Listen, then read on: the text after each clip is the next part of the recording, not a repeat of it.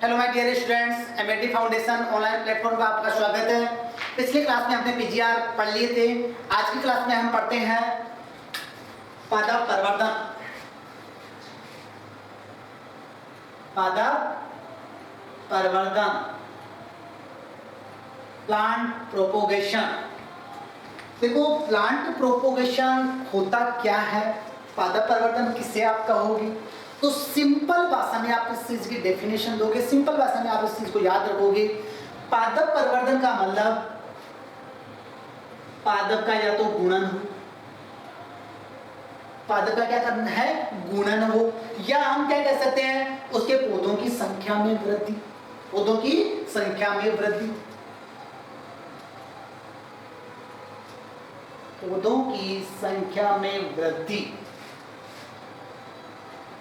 अरे हमारे को क्या करना है, पौधों की संख्या में वृद्धि करनी है या इसका गुणन करना है, वही क्या कहलाता है, पादप प्रवर्धन कहलाता है। आगे समझ में, जैसे हमने बात की पौधों की संख्या में वृद्धि का मतलब, मेरे पास में बीज है 5 नींबू की, मैं क्या कर रहा हूं, उसमें बीजों को उगा रहा हूं, ठीक है। वहां पर क्या कर रहे हैं, 5 पौधे बन रहे हैं। नेक्स्ट जाके वहां पर हमारे को क्या होंगे, खूब सारे फल प्राप्त होंगे। मैं वापस उनको लगाता हूं तो वहां पर उनकी संख्या फिर क्या हो जाती है, बढ़ जाती है। यानी उस चीज को हम क्या कहते हैं, पौधों की संख्या में वृद्धि या गुणन। तो ये क्या होता है, प्लांट प्रोपोगेशन, पौधों की संख्या या इसमें क्या हो जाएगा, वृद्धि या गुणन हो जाएगा। अब बात करता हूं, 2 प्रकार का होता है। एक होता है लैंगिक जनन, एक तो क्या होता है, लैंगिक जनन, और दूसरा होता है अलैंगिक जनन। एक तो हमारे पास में क्या आ गया, लैंगिक, और दूसरा हमारे पास में क्या आ गया, अलैंगिक जनन। लैंगिक जनन, देखो लैंगिक जो जनन है, इस लैंगिक जनन का मतलब हमारे पास में क्या होना चाहिए, नर और मादा होना चाहिए। क्या होना चाहिए, नर और मादा होना चाहिए। इन दोनों का क्या होगा, जब क्रॉस होगा उस कंडीशन में ही हमारे को क्या होगा, पौधा प्राप्त होगा। तो हमने क्या कहा, ये तो लैंगिक जनन हुआ। यहाँ हम क्या कहते हैं अलैंगिक जनन में, कि पौधे का कोई भी कायिक भाग है, पौधे का कोई भी कायिक भाग है। अब वो कोई भी कायिक भाग कौन सा हो सकता है, जड़ भी हो सकता है, तना भी हो सकता है, और पत्ती भी हो सकती है। जड़, तना और पत्ती भी हो सकती है। इन्हीं के द्वारा हम क्या करते हैं, नया पौधा तैयार कर लेते हैं। वो क्या होता है, अलैंगिक जनन होता है। क्या होता है, अलैंगिक जनन होता है। समझ में आ गई, लैंगिक जनन और अलैंगिक जनन, इसको कायिक जनन भी कह सकते हैं। लैंगिक जनन में हमने क्या कहा, कि जब तक हमारे पास में नर और मादा दोनों अवेलेबल नहीं होंगे, तब तक हमारे पास में नया प्लांट नहीं बन सकता। और अलैंगिक जनन के लिए हमने क्या कहा, कि पौधे का कोई भी कायिक भाग है जो क्या कर रहा है, जड़ यानी नया पौधा तैयार कर रहा है, और वो कायिक भाग कोई सा भी हो सकता है, जड़ भी हो सकता है, तना भी हो सकता है, और पत्ती भी हो सकता है। मैं बात करूं लैंगिक जनन के लाभ की, किसकी बात कर रहा हूं, लैंगिक जनन के लाभ की बात कर रहा हूं। तो सबसे पहला जो लाभ हमारे को देखना है, यहाँ पर हमारे को क्या पढ़ना है, कि पौधा क्या होता है, कठोर होता है, प्रतिकूल मौसम को सहन करने की उसमें क्षमता होती है। यदि कोई पौधा बीज के द्वारा तैयार किया जा रहा है, तो उसमें क्या होता है, प्रतिकूल मौसम को सहन करने की क्षमता अधिक होती है। तो पहला लाभ हमने बताया, पौधा कठोर व प्रतिकूल मौसम को सहन करने की क्षमता, ठीक है। चलो नंबर 2, जिनका प्रवर्धन बीज द्वारा ही संभव है,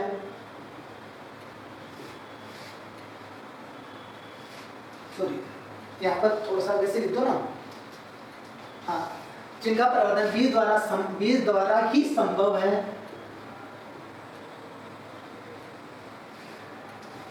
जैसे पपीता, पपीता का प्रवर्धन ओनली बीज के द्वारा ही संभव है, दूसरे बात के द्वारा हमें नहीं कर सकते। फालसा, पपीता फालसा। इनका परिवर्तन हम दूसरे यानी इस चीज के द्वारा हम नहीं कर सकते, इस जनन के द्वारा हम नहीं कर सकते। ओनली किसके द्वारा करोगे? बीज के द्वारा ही करोगे। ठीक है। नंबर 3, अरे क्रॉस करवाओगे तो क्या होगा? नई जाति का विकास भी होगा। समझ गए? नई जातियों का विकास संभव।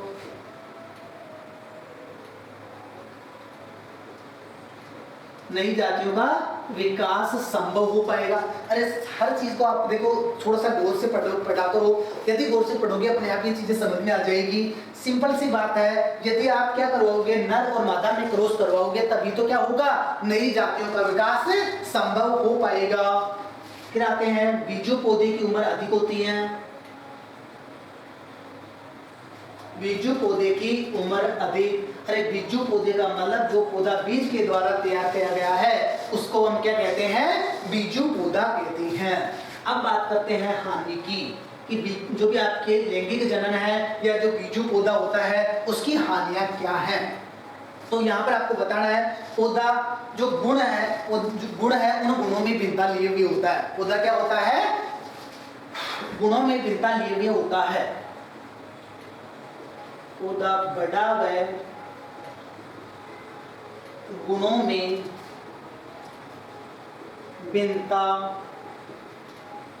लिए हुए होता है। भिन्नता लिए हुए का मतलब यानी मात्र पौधे के समान नहीं होता। कहने का मतलब सिंपल सा यह है कि मात्र पौधे के समान नहीं होगा। फिर आते हैं, देखो इसकी दूसरी हानि, यानी हमारे पास में जो फल बनेगा वो बहुत ज्यादा देर से बनेगा। कहने का तात्पर्य फलन देरी से होगा। फलन का मतलब फल हमारे को क्या मिलेंगे? काफी समय बाद में मिलेंगे, तो फलन देरी से होगा। फिर बात करूं मैं यहीं पर जो बीज रहित जातियां हैं, बीज रहित जातियां कौन कौन सी? अरे जैसे केला, बेदाना, अंगूर, बीज रहित जातियां। बीज रहित जातियों का विकास संभव नहीं। कौन सी विधि के द्वारा? लैंगिक विधि के द्वारा। और बीज रहित जातियां कौन कौन सी आ गई? अंगूर आ गया, केला आ गया, बेदाना आ गया। इनमें क्या होता है? बीज नहीं होता।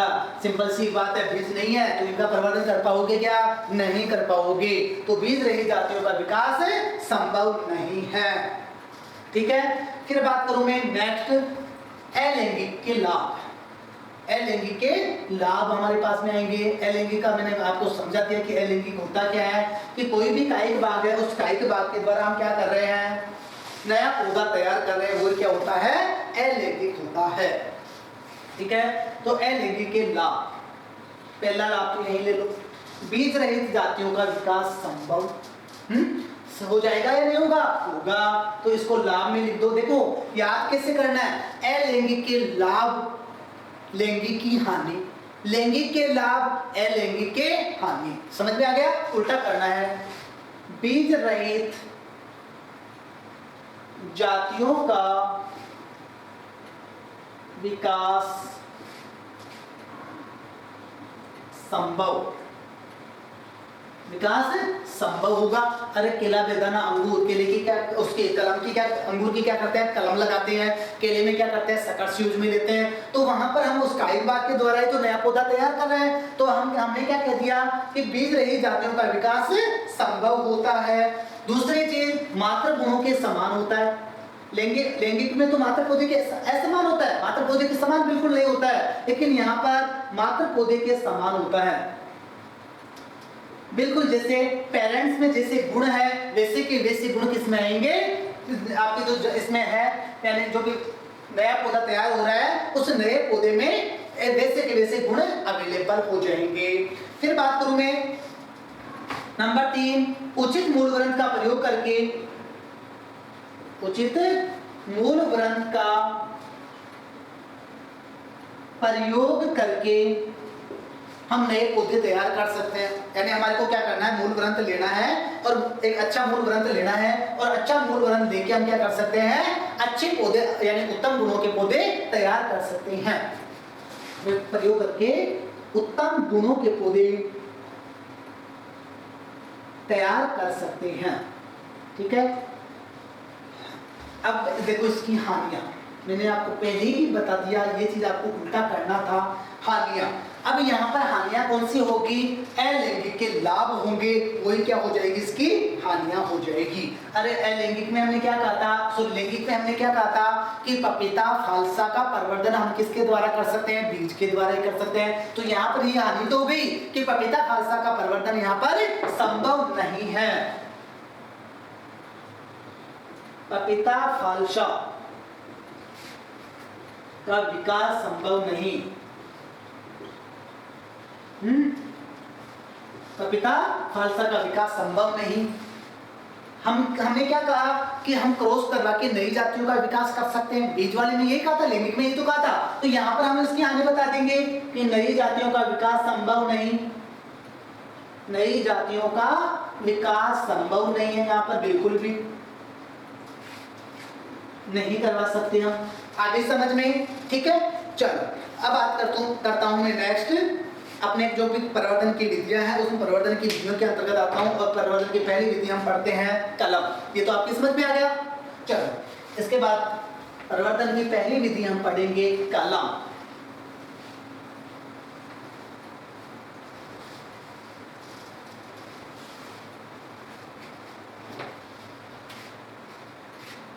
पहली विधि हमारे पास में कौन सी आ जाती है? कलम। क्या होता है कलम? चलो कोई बात नहीं। कलम का मतलब हम क्या करेंगे, कोई भी डाली है उसके छोटे छोटे टुकड़े करेंगे और छोटे छोटे टुकड़े करके उसको एक अनुकूल परिस्थिति में रखेंगे। ठीक है, और वो अनुकूल परिस्थिति में रखने के बाद वो छोटा सा टुकड़ा क्या हो जाता है? अंकुरित हो जाता है, उसमें जड़ें विकसित हो जाती है, वो अंकुरित हो जाता है। तो वहां पर उसको हमने क्या, अंकुरित होने के बाद में क्या हो गया? एक नया पौधा तैयार हो रहा है। तो वही क्या कहलाता है? कलम कहलाता है। वो छोटा सा टुकड़ा क्या कहला रहा है? कलम कहला रहा है। पौधे के वानस्पतिक भाग को मात्र पौधे से अलग करके अनुकूल परिस्थितियों में रखना। मात्र पौधे से अलग करके अनुकूल परिस्थितियों में रखना ही क्या कहलाता है? कलम कहलाता है। आगे समझ में? चलो कलम के प्रकार देखो। कलम कितने प्रकार की होती है? 3 प्रकार की होती है। एक होती है तना कलम, एक होती है पत्ती कलम और एक होती है जड़ कलम। एक तो क्या हो गई? तना कलम, दूसरी हो गई पत्ती कलम और तीसरी क्या हो गई हमारे पास में? जड़ कलम हो गई। देखो जड़ कलम का जो यूज होता है वो मोस्टली अमरूद के अंतर्गत हम कर लेते हैं, लीची के अंतर्गत कर लेते हैं। हालांकि अमरूद में आप लेयरिंग बताओगे, लेकिन यहाँ थोड़ी सी हमें चीज को करना होता है। तो जड़ कलम का प्रयोग हम कहाँ कर सकते हैं? अमरूद में कर सकते हैं, लीची में कर सकते हैं। अरे चलो तो आपको थोड़ा सा और इसको अच्छे से बताता हूँ। शीशम आपने देखी, शीशम की जड़ें क्या होती है? जड़ें थोड़ी लंबी दूरी में चली जाती हैं और उसके बाद में यदि ऊपर थोड़ी सी निकल गई या हल्के द्वारा वो ऊपर निकल जाती है, किसी भी कंडीशन में ऊपर निकल जाती है, तो वहीं पर क्या हो जाती है? वो अंकुरित हो जाती है। वही चीज आती है यहाँ पर। कलम कौन सी है? यानी जड़ कलम। जड़ कलम किस में यूज में ली जाती है? अमरूद और लीची में ली जाती है। उसके बाद में बात करूं पत्ती कलम की, तो जो बिग्नोनिया है, एक तो बिग्नोनिया और दूसरा ब्राइफलम्स।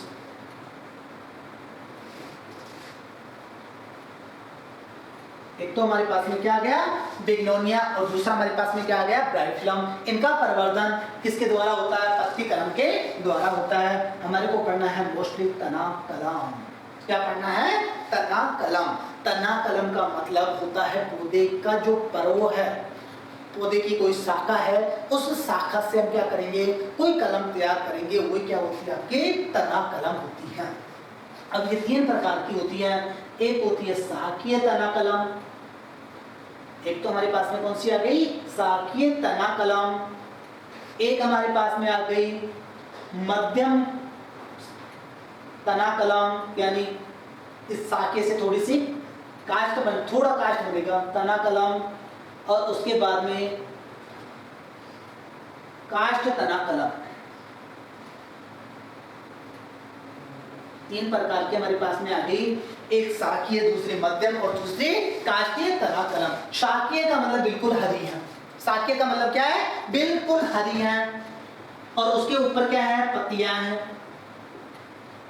आपके जो काष्ठ तना कलम है वो क्या है, भूरे कलर की है। किस प्रकार की है, भूरे कलर की है, और उसके ऊपर कोई पत्ती नहीं है।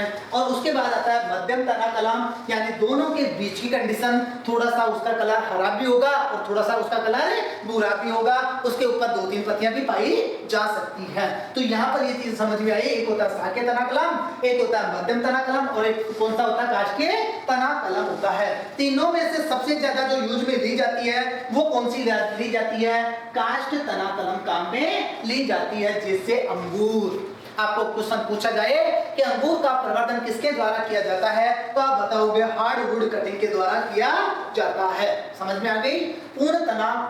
पूर्ण परिपक्व तना कलम भी बोल सकते हो, इसको कह सकते हो अर्ध परिपक्व तना कलम, और ये आपके पास में शाकीय आई गई। ठीक है, चलो यहां तक समझ में आ गया। इसके बाद में बात करूं मैं, कलम की लंबाई कितनी होती है। देखो मैं 7 ही बता रहा हूं, हालांकि कोई ज्यादा डिफरेंस नहीं होता है। यहाँ जो हमने 7 के बोला, इसके लिए हम कह सकते हैं 10 से 15 सेंटीमीटर, लेकिन आप ये यहाँ से न पूछिए और डायरेक्ट पूछेगा कि कलम की लंबाई कितनी रखी जाती है। कलम की लंबाई, तो कलम की लंबाई मोस्टली यदि फिक्स बात करूं मैं, तो फिक्स तो होती है 22.5 सेंटीमीटर, लेकिन आप 20 से 25 सेंटीमीटर इसकी लंबाई में ले सकते हो। उसके बाद आती है मोटाई, तो मोटाई का मतलब होता है पेंसिल आकार की। मोटाई का मतलब क्या होता है, पेंसिल आकार की। हम क्या करते हैं, इसकी मोटाई रखते हैं कलम की, तो यहाँ पर ये कह सकते हैं कि 1 से 2 सेंटीमीटर इसकी क्या होनी चाहिए, मोटाई होनी चाहिए। ठीक है, अब देखो कलम हम क्या कर रहे हैं, तैयार कर रहे हैं, तो कलम का जो ऊपरी भाग है, कलम का जो ऊपरी भाग है, वो ऊपरी भाग का कटान तो क्या होगा, ऊपरी कटान तिरछा होगा। ऊपरी कटान तो क्या होगा, तिरछा, व नीचे का कटान क्या होगा, सीधा होगा। नीचे का कटान क्या होगा, सीधा होगा। अरे कलम ये है, ऐसे मानो ये कलम है, ये कलम क्या है, इसका जो ऊपरी कटान है, वो ऊपरी कटान तो कैसा होना चाहिए, ऐसा होना चाहिए, ऐसा थोड़ा सा तिरछापन लिए हुए होगा, जैसे ये। ठीक है, और ये जो कटान होगा ये बिल्कुल क्या होगा, सीधा होगा। तो हमने बताया ऊपर का कटान तिरछा, नीचे का कटान सीधा। ऊपरी 1/3 भाग हम क्या करते हैं, ऊपर की तरफ रखते हैं, और 2/3 भाग हम क्या करते हैं, नीचे की तरफ रखते हैं। यानी कटान का जो टोटल 1/3 भाग है, वो 1/3 भाग हम क्या कहाँ रखते हैं, ऊपर की तरफ रखते हैं, और मध्य सतह से नीचे कितना रखते हैं, 2/3 भाग रखते हैं। जो कलम होती है, उस कलम को कितने डिग्री एंगल पर लगाना चाहिए, 45 डिग्री एंगल पर लगाना चाहिए। कलम को कितने डिग्री कोण पर लगाना चाहिए, 45 डिग्री के कोण पर लगाना चाहिए। ये चीज आपको ध्यान रखनी है, सीधी हमेशा कभी भी कलम को सीधा नहीं लगाना है, कलम को ऐसे 45 डिग्री के कोण पर ही लगाना है। लगाने से पहले किससे उपचारित करोगे, आईबीए से उपचारित करोगे। ये मैंने आपको हार्मोन के अंतर्गत बहुत अच्छे से समझा दिया था कि कलम को लगाने से पहले आईबीए के घोल से उपचारित करोगे। ठीक है, चलो इसके बाद मैं बात करूं नेक्स्ट विधि की। ये तो हमारी बात आ गई किसकी, कलम की। अब बात कर लेता हूं मैं लेयरिंग।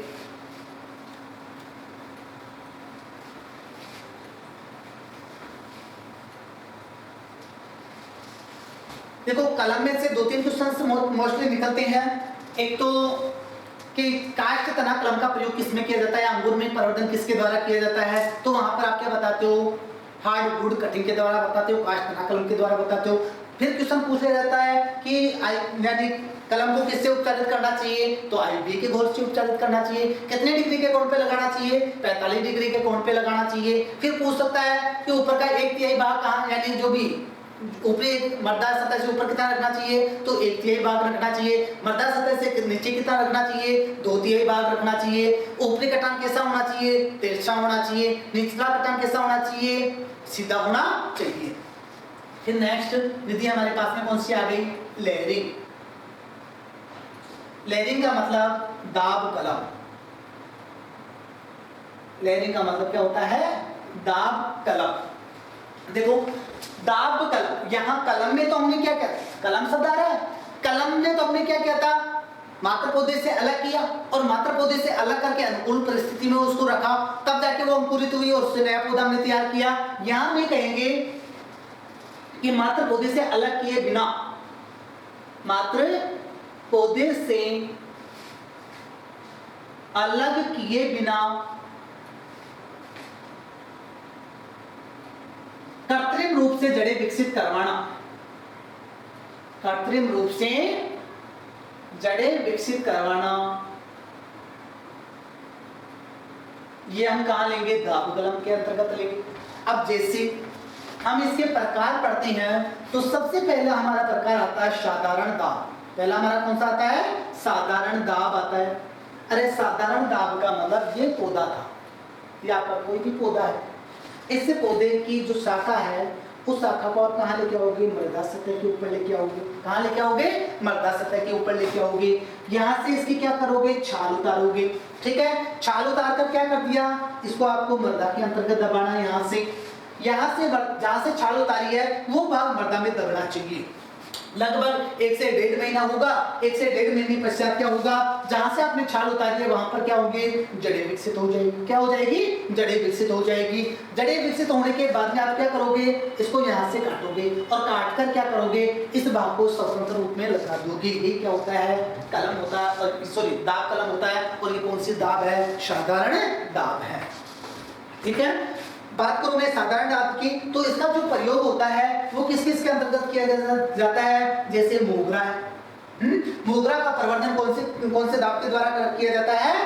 साधारण दाब के द्वारा किया जाता है। चमेली है, क्लोरोडेंड्रोन है, क्लोरोडेंड्रोन, इनका प्रवर्धन हम किसके द्वारा करेंगे? साधारण दाब के द्वारा करेंगे। अब दूसरी हमारे पास में आती है, दूसरी सर्पाकार दाब या मिश्रित दाब ले लेते हैं।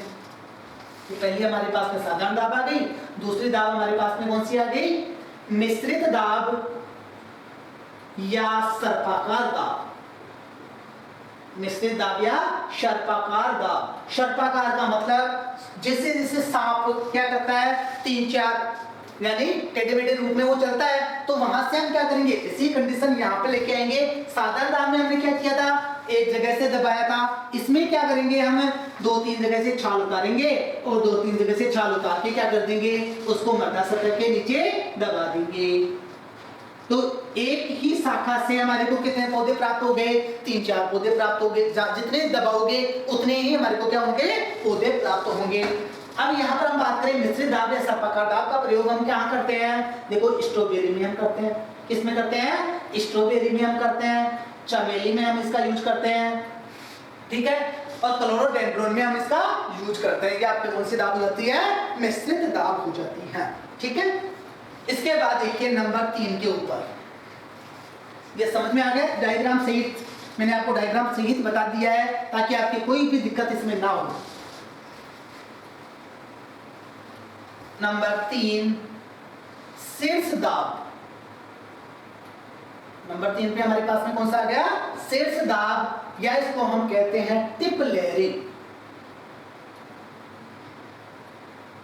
शीर्ष दाब या टिप लेयरिंग। देखो शीर्ष दाब या टिप लेयरिंग का मतलब, डायग्राम देखिए अपने आप समझ में आएगा।